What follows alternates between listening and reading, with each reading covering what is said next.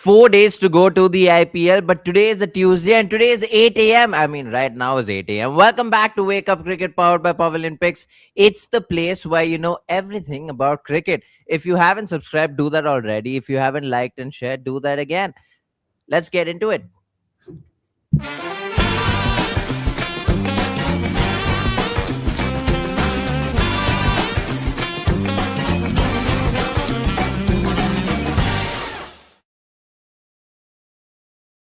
Let's get into it. That was just the prompt that I needed. Chepauk rose as Dhoni returns and a new hero rises in Sanju Samson. Summer in Chennai means one thing, the return of MS Dhoni. And even after 18 years, nothing about that feeling has faded.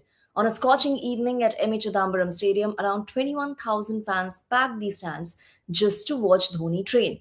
Tickets priced between 2,000 and 30,000 sold out for what was essentially a practice session. But with Dhoni, it's never just anything. He had quietly arrived in the city on February 28, training behind closed doors with Chennai Super Kings.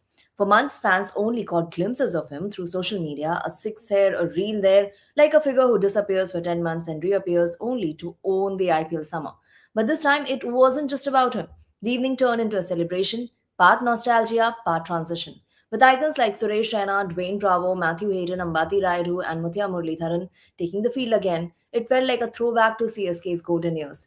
Dhoni smiling, even playfully stumped Bravo, and 21,000 fans appealed with him. And then came Sanju Samson. If Dhoni was a heartbeat, Samson felt like the future. The chants began almost instantly loud, rhythmic, emotional. When he pulled Muralitharan into the stands, Chepauk erupted, "Twinkle, twinkle, little star, Sanju is a superstar." Later, Samson addressed the crowd in Tamil, keeping it simple and electric. "See the ball swing, hit sixes, and will lift the trophy." The moment didn't just land, it stuck. Even A.R. Rahman joined in dedicating a song to Samson, with Siva Karthikeyan shared the stage, turning the night into something far bigger than a preseason event. But beneath the celebration, there was a quieter undertone. At 44, Dhoni stood surrounded by CSK's trophies, almost like a man taking a bow without announcing it. He admitted himself fitness is on the way down. His role has shrunk, his numbers have dipped, and yet his presence has never felt bigger. Maybe that's why nights like these feel different now, because while Chennai is slowly falling for Samson, a World Cup winning keeper batter who mirrors shades of Dhoni, it's also holding on tightly to every last glimpse of Thala. This wasn't just a fan event, it felt like a passing of the torch without anyone ready to say it out loud. Well, I'm a diplomat and I don't really support any team in the IPL. And I'm sure a lot of fans, a lot of RR fans in specific, will miss Sanju Samson in pink and blue.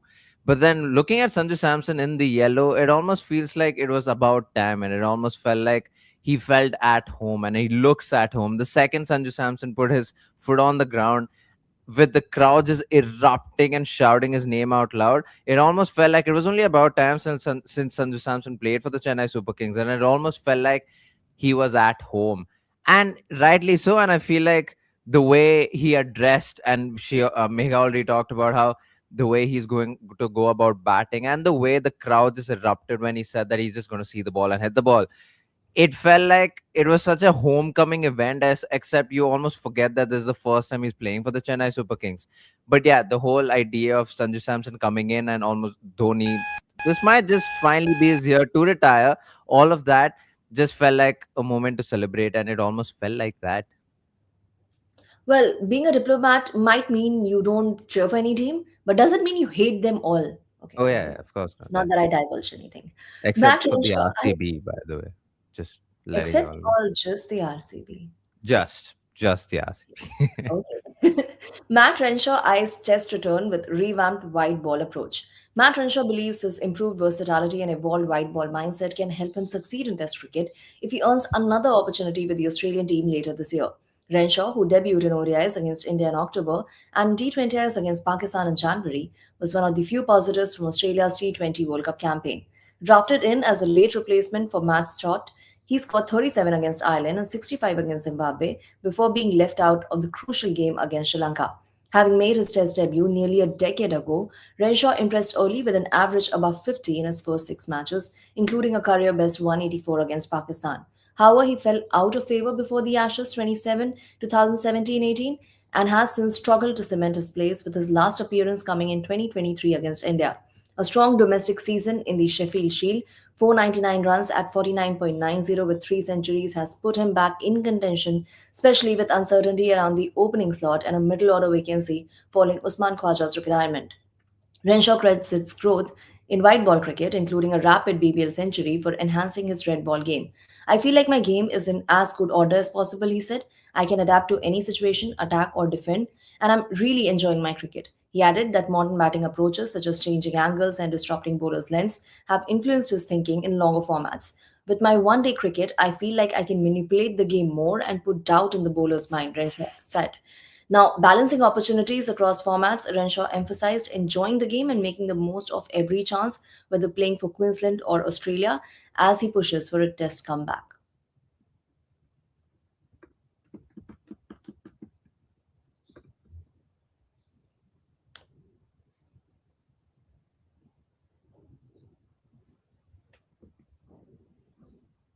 Ashwin, looks like we can't hear you.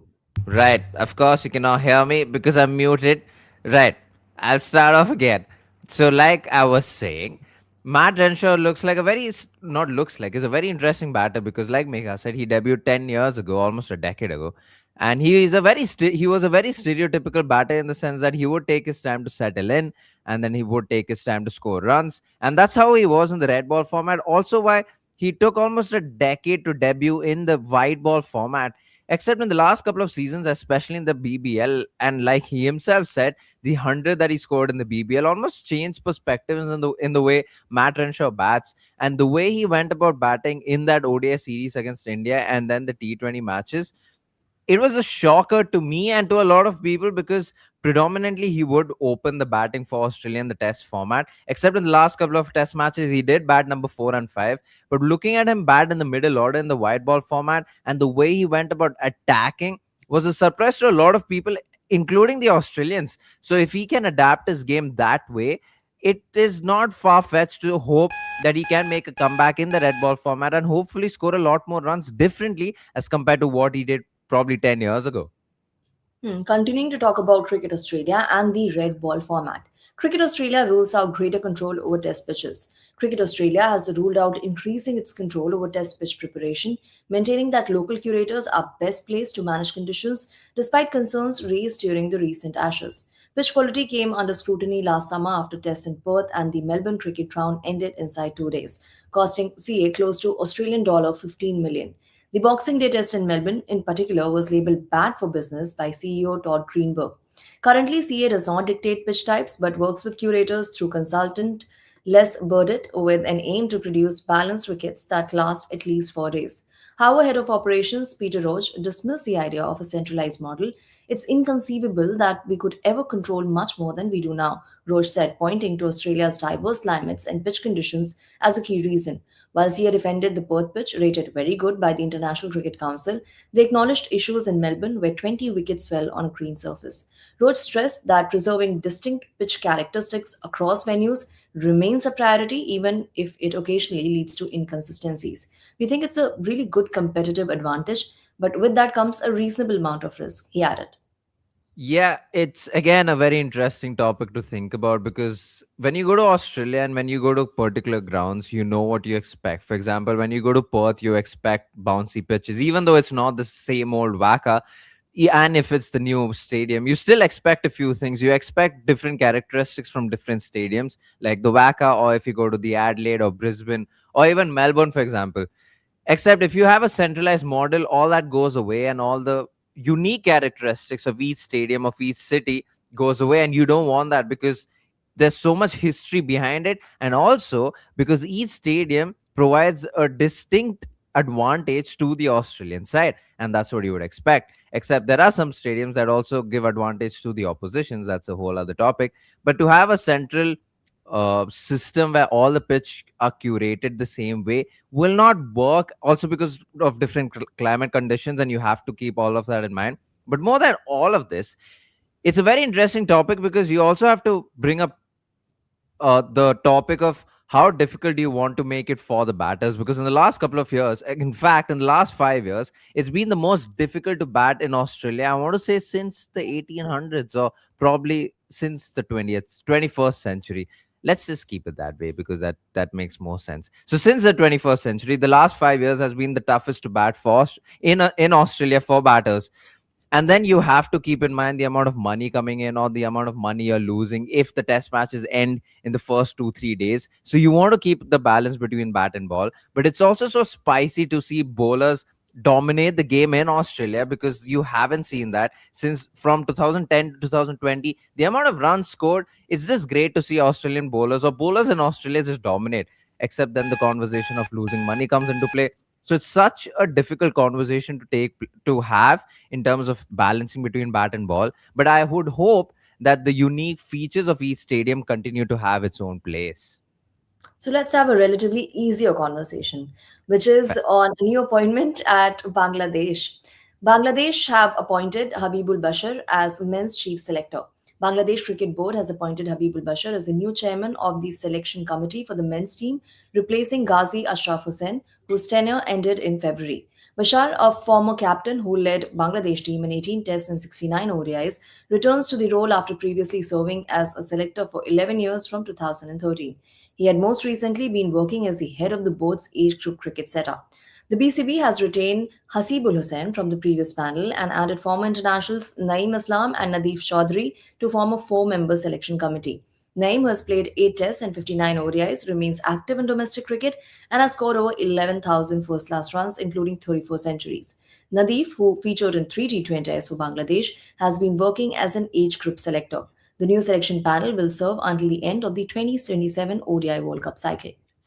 It's not a surprise that he's been selected as the new chairman of the selection committee because, like Megha already said, that he's had experience before. He was head of selectors more than 10 years ago in 2011. In fact, he was also part of major matches for Bangladesh. He was part of the match where they won the test match for the very first time against Zimbabwe. In fact, they went on to win the series also for the very first time against the same opposition. He was also the captain when they had one of the most successful World Cup campaigns in 2007, where they where they almost not almost where they eliminated India actually, and it was one of the most disappointing World Cups for India, but one of the most successful ones for Bangladesh. So he's done a lot for Bangladesh cricket. He's had experience playing for Bangladesh. He's played 50 test matches exact. He has had 24 half centuries, 24 half centuries. And I bring this up because at one point in his test career, he was called Mr. 50 because he would walk out to bat and score a 50. Unfortunately, he didn't convert a lot of that into hundreds.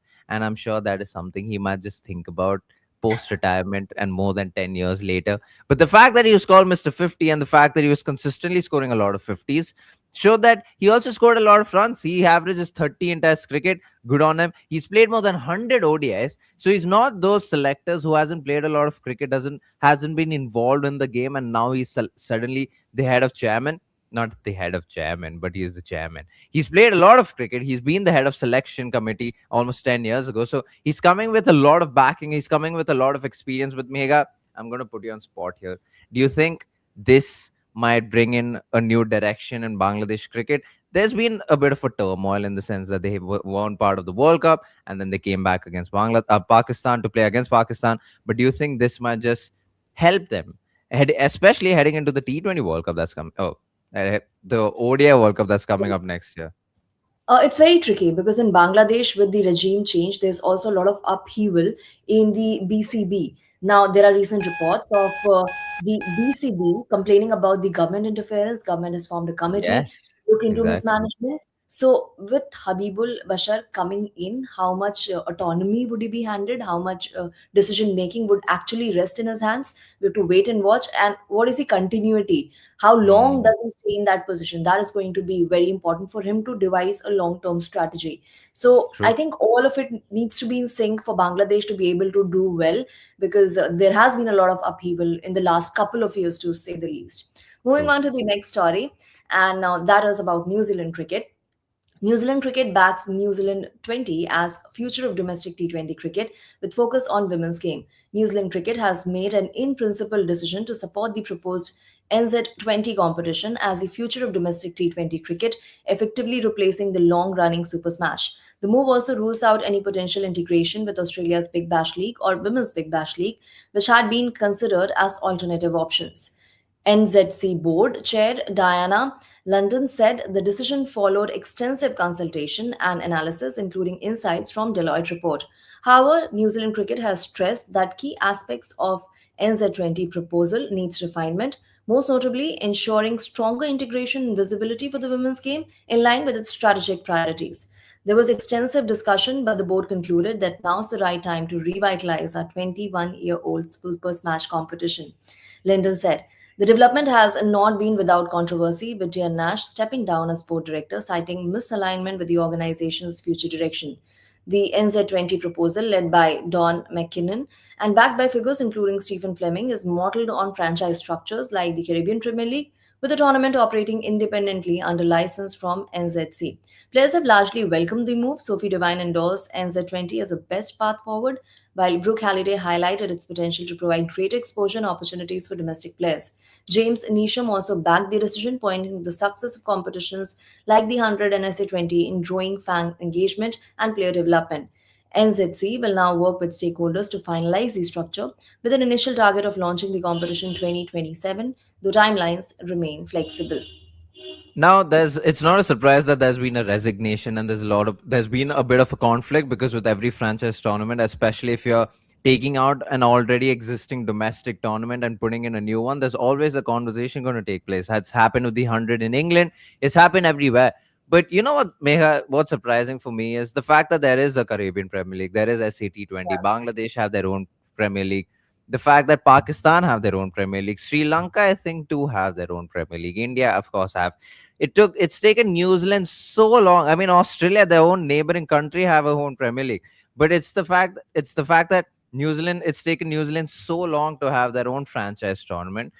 I Hmm. can understand that it's not as populated, or the game also might not be as popular, but the fact that they have a lot of talent, and we have seen talent throughout World Cups, throughout matches, wherever they play around the world, but it's taken so long for them to have any sort of T20 franchise tournament of their own take place. And the fact that Sophie Devine's up for it, of course she's up for it. It almost seems like the players in their country have been begging for it, and they finally almost have it. Do you think this might be another boom for New Zealand cricket, and this franchise tournament might just help the same way it's helped the Caribbean Premier League, the Caribbeans with the Caribbean Premier League, and all of that?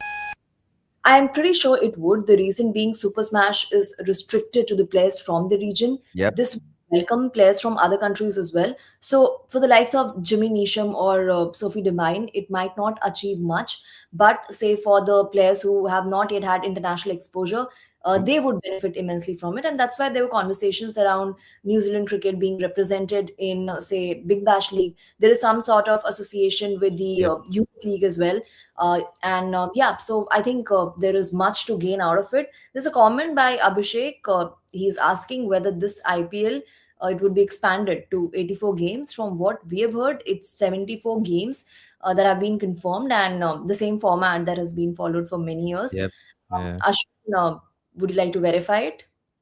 No, I think you're right. As of now, this is what we've heard. I think until the entire schedule is brought about, I feel like there will be a lot of rumors. But once the IPL starts, there will be a lot of confirmation. But I think you should trust what Megha said, because that's what we have heard too. As of now, that is what it is. Now, before we get into the meme Oh, itself, okay. there's a couple of other news that I just thought we have to talk about. First of all, I read yesterday, and this was later in the day, and in fact, today, very, very early morning, around 1 a.m., where Jasprit Bumrah has left the Mumbai Indians camp, and he is in Bangalore. He's in COE. Now, I don't know if this is an injury concern, or if it's him consulting with the physios and talking about how to go about the IPL. That is something to think about. There are a lot of players who are already injured, and especially Jasprit Bumrah.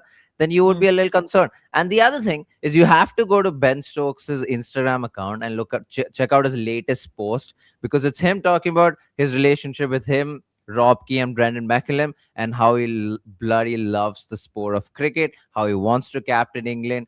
And I think it's a very heartful message. It's not something you would see with a lot of cricketers. When I was reading the post, I thought it's him giving up captaincy, but it was him talking about how he loves being captain of England, how he wants to continue. But yeah, I just thought a little shout out to these two news, which wasn't part of the plan, but yeah, just thought Hmm. might as well mention it. Hmm. Now, talking about the rumors, Ashwin too. loves circulating. So do I. Some rumors, not that we do it over here. Okay, jokes aside, Oh, true. there were some rumors that were circulated around Virat Kohli in which none of us had any hand. But Virat Kohli decided to address it and address it pretty strongly with those two emojis. And when they come from Virat Kohli, they are pretty strong enough. What does that say? What are those rumors like? Yeah, so I read these rumors. So apparently, if there is a gap of 2 3 days between matches, he wants a chartered flight to go back to London. I'm assuming to his family. And to be honest, when I Sounds read it, sorry, Megha, you say? so absurd, right? Even when you Yeah, read it it, does sound as if absurd, but then when you think of Virat Kohli, I'll be very honest. When I read it, I thought, of course, he could ask for it, he could do it, and he would still score a lot of runs. So I'm not really surprised if he did ask for it. It wouldn't have been a big deal for me because might as well. What's the harm? But then when he addressed it, is what is made it more interesting for me. Is because when was the last time it's only recently, by the way, where Virat Kohli is posting stuff that are not sponsored. He's hmm. putting stuff on his story that he himself seems like he's putting, and it just seems like the Virat Kohli that we knew almost 12 years ago, where he would put the most random things on his story and show himself off, is what you would want. And he's doing that right now, which is also why I thought I should put that in the meme segment, because it's just him replying, him addressing the rumors, which he wouldn't have if he was still the captain of the Indian team, part of all three formats. He wouldn't have done it at all. But the fact that he's laid back now, he's almost achieved everything he has to in his international career. He's still playing, of course, the ODI format. He's still playing the IPL, but it almost seems like he's back on Instagram for himself, doing what he wants to, posting what he wants to, whether that be with his family or about himself, or even addressing rumors like these.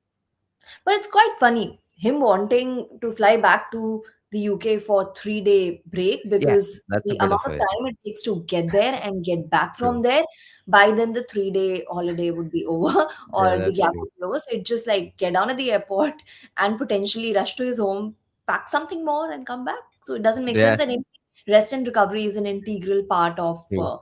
an True. athlete's life, more Yeah. so during the tournament. So anyway, when it's Virat Kohli, everything sells, and that's why people circulated these rumors, and Virat Kohli decided to answer them for once and for all, as far as these set of rumors are concerned. Yeah, exactly. I mean, you're right. Virat Kohli sells. Also, why he's on the thumbnail right now.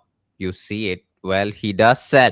But this has been our news from all around the world in terms of cricket. At 8 a.m., we will be live again tomorrow at 8 a.m. talking about everything that's happened in cricket all around the world. If you haven't liked, share, and subscribed, do that. We will see you guys tomorrow at 8 a.m. This is Wake Up Cricket powered by Pavilion Picks. See you guys tomorrow. Peace.